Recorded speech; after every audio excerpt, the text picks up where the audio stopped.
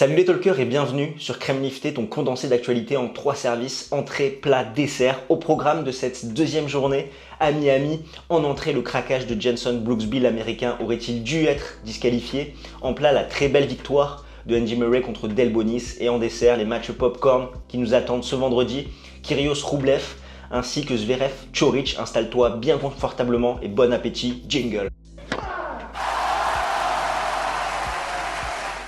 Avant d'attaquer notre festin, laisse-moi me présenter. Moi c'est Constantin et bienvenue sur Game Stand Talk. J'aide les passionnés de tennis comme toi à décrypter l'actualité de la petite balle jaune. Alors si c'est quelque chose qui t'intéresse, n'hésite pas à smatcher le bouton pour t'abonner. Comme tu l'auras compris, dans cette vidéo, nous allons revenir sur la deuxième journée du tournoi floridien à Miami, avec au programme le craquage de Jenson Brooksby qui pose énormément de questions, la belle perf également de Andy Murray, ainsi que les belles affiches qui nous attendent ce vendredi. Donc reste bien jusqu'au bout de cette vidéo si tu veux connaître nos pronostics. On commence tout de suite avec l'entrée, le pétage de plomb de Jenson Brooksby. Certes, l'américain s'impose 3-6, 6-2, 6-3 contre Coria, mais dans le troisième set, à 4-1, 40 partout, sur le service de l'américain, de frustration, il va jeter sa raquette, celle-ci va rebondir et effleurer un ramasseur de balles.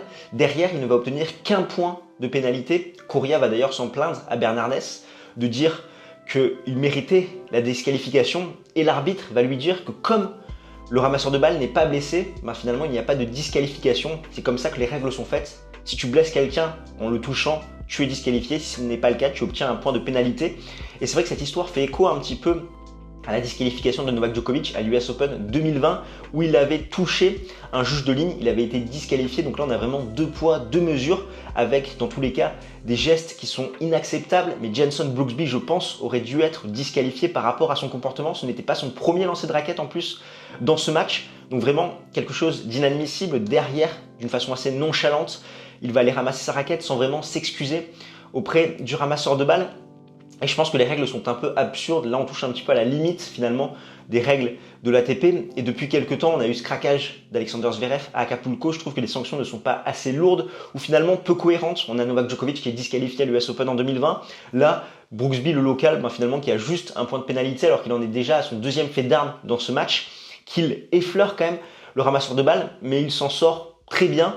Donc c'est vrai que c'est un petit peu bizarre, c'est pas très légitime comme sanction. Je ne sais pas ce que tu en penses, mais pour moi, on touche aux limites du système. Il y aurait des choses à revoir parce que franchement, ce comportement est inacceptable. Ce n'est pas quelque chose qu'on doit montrer aux jeunes joueurs qui débutent au tennis, d'autant plus quand on sait qu'il y a un passif et que certains joueurs ont été disqualifiés pour des actes similaires. Donc je suis curieux de connaître ton avis. Est-ce qu'il faut changer les règles par rapport à ces disqualifications, être beaucoup plus intransigeant? Je te propose qu'on en débatte ensemble dans les commentaires. Et en tout cas, au prochain tour, Jenson Brooksby jouera Nicolas Basilashvili. En plat de résistance, je vais te parler de la belle performance de Andy Murray qui a sans doute livré l'un de ses meilleurs matchs de 2022 où il s'impose contre Delbonis 7-6, 6-1, et la clé de cette victoire repose sur son service, 77% de première balle. Il faut savoir que sur l'ensemble de sa carrière, il y a seulement 10 matchs où il obtient un pourcentage de première balle plus élevé. Derrière cette première, c'est 88% de réussite et un petit peu moins sur sa seconde balle, mais sachant qu'il passe quasiment 8 premières sur 10, qu'il fait le point 8 fois sur 10, il peut se permettre d'avoir un pourcentage un petit peu moins élevé sur sa seconde balle. Il aura perdu 12 points sur ses engagements. Et c'est vrai que sa victoire passe par une bonne qualité de service où derrière il peut être agressif, dominer la filière courte. On sait qu'avec son opération à la hanche, il a un peu du mal côté coup droit où il n'arrive pas à faire l'ensemble de sa boucle. Il n'arrive pas à remonter aussi haut que d'habitude, ce qui fait qu'il perd un petit peu en vitesse de raquette, un petit peu en puissance. Et il a quelques lacunes sur ce côté-là.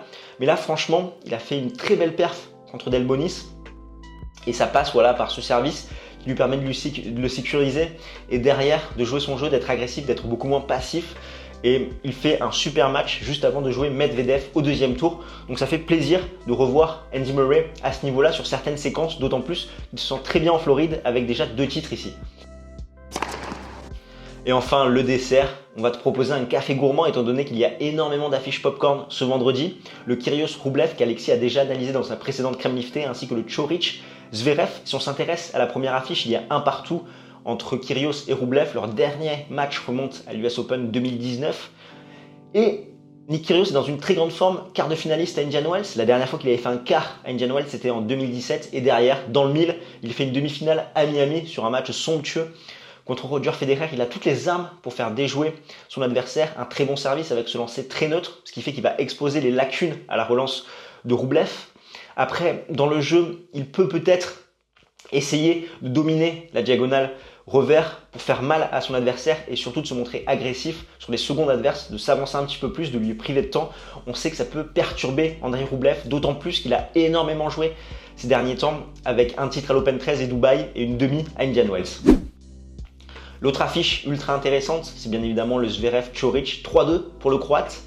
Mais Borna Coric revient de blessure d'une opération, c'est seulement son deuxième tournoi. Il a énormément posé de problèmes à Zverev dans le passé dans leur confrontation parce qu'il tient très bien la diagonale revers. L'Allemand a tendance à se montrer un petit peu trop passif dans leur match et c'est plutôt Coric qui se montre agressif, qui fait le jeu.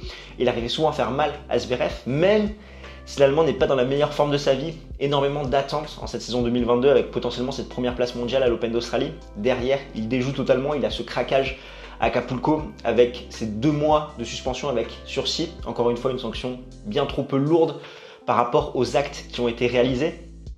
Et cette semaine, on a vu une nouvelle collaboration où Zverev aurait intégré Sergi Bruguera à son staff, numéro 3 mondial, à l'époque double lauréat à Roland-Garros. Il a collaboré avec Gasquet et Tsonga. On a d'ailleurs interviewé son ancien préparateur physique et coach à Bruguera, Paul Dorochenko, qui nous livre quelques secrets.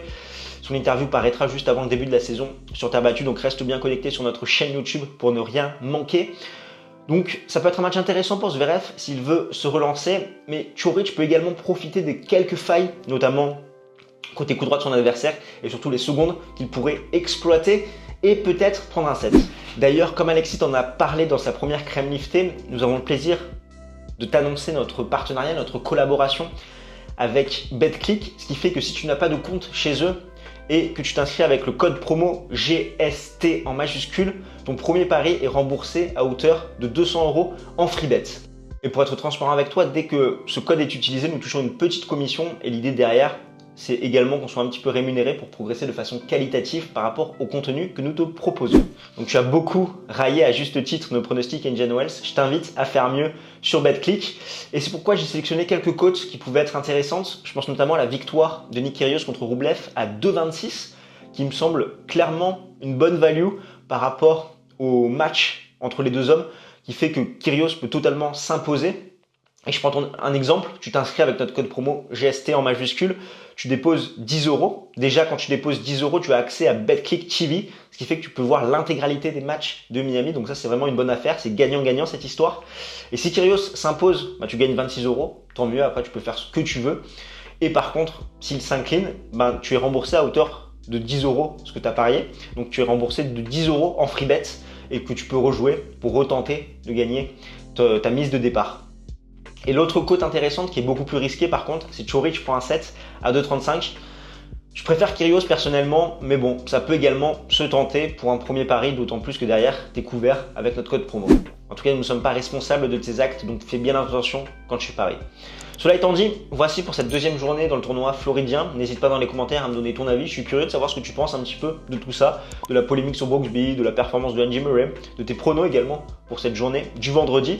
Et nous on se retrouve très vite avec une autre crème liftée. Ce sera Alexis aux commandes. D'ici là, porte bien. Ciao ciao tout le monde.